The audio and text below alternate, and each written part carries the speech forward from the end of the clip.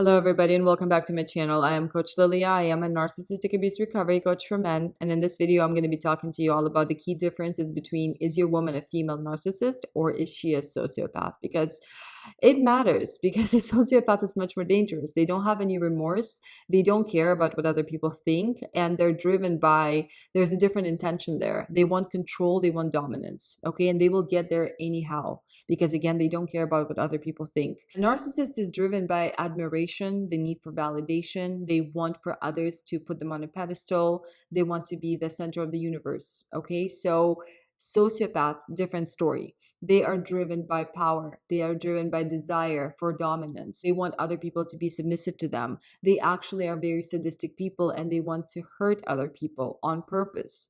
So that's the key difference here. It's not just about me being the center of the universe and everybody admiring me. It's much more dangerous, much more calculating, okay? And they don't stop anywhere. So understand whatever you're dealing with here, you got to get out of the situation because there's no fix for this. But again, when we're dealing with a sociopath, it is much more dangerous. So of course, if this information is helpful for you guys, please do subscribe to my channel. And of course, schedule your one-on-one session with me if you need help navigating through this, okay? So let's go ahead and dive in. Let's start by talking about their approach. Understand that a narcissistic woman, well, first of all sociopaths are narcissists to begin with because the foundation there is that lack of emotional empathy, but both will acquire a lot of cognitive empathy to be able to manipulate everyone around them, right? Understand that a narcissistic woman's approach, when she scouts a man, she will typically turn on maybe her vulnerability. Maybe she's going to be very grandiose, depending on what you're dealing with, just a normal grandiose classic or maybe a covert narcissist. But the conversation is probably going to be more about her sharing her vulnerabilities, trying to identify with your trauma. When we're dealing with a sociopath, it's going to feel more like her collecting inventory on you, her still identifying with your traumas, her sharing her vulnerabilities, but she's going to mold into anything in order to simply understand you, in order to understand how you think, what kind of trauma you come from. A narcissist, a simple narcissist, she will most likely have that level of infatuation with you. In the beginning, a narcissist typically does believe that they are in love with you. And 6 months down the road, they're like, oh no, that's not what I thought you were. And then the devaluation begins. It's like they took a snapshot of you in the beginning, and then you did something where you lied to them, and well, so they think. And then all of a sudden, you're no longer the same person for them. So they start to break you down to devalue you. Whereas a sociopath, it's a little different. It's from the very beginning, it's all transactional. They're looking at you and they are already calculating how much financial gain they're going to get out of you, how much they're going to be able to control you and dominate you and break you down and get that negative discharge, how much they can be sadistic to you and ruin your life. And the stronger you are and you're masculine, the more of a challenge you are to them because they will really enjoy breaking you down slowly and strategically. They are so calculating and they can see years ahead. These people are very, very dangerous. Now, understand that when my clients share with me stories where the woman was physically abusive to them to the point where she stabbed them, or one of my guys, he got sprayed in the face with air freshener because he was snoring at night, that kind of sadistic behavior, where the woman was able to call the police and say that, oh, he's a child molester, accusations that are not just normal accusations, not just normal false accusations out of this emotional outburst that a narcissist would have. This is strategic to completely destroy your life, okay, with zero remorse. And of course, there can be very dangerous to their children. So let's talk about their next key difference, okay? So the emotional outbursts, you're not going to see that with a sociopath unless she's simply trying to create all this drama to get what she wants. Very manipulative, just like a show that she's putting on. And you can actually see how that show can quickly turn off where she's crying and screaming 1 minute. And then it's like, you tell her that you're going to call the cops or you're going to tell her about some other consequences that she doesn't like. And immediately she can turn off the tears and you will get just this peaceful smile on her face. And she's going to pretend like nothing happened. It's going to feel very strange because you will understand that you're dealing with something very different here, right? It's not a normal human being. And narcissists, you can actually trigger them. You can get an emotional outburst out of them that they will not be able to control. Narcissists can actually get very paranoid under stress. They can get a lot of anxiety. In fact, most of them are anxious all the time. They're always trying to be controlling about the next thing, but it gives them so much anxiety. Whereas a sociopath does not have that. They don't have those emotions. They're completely dry. There's no one ever home.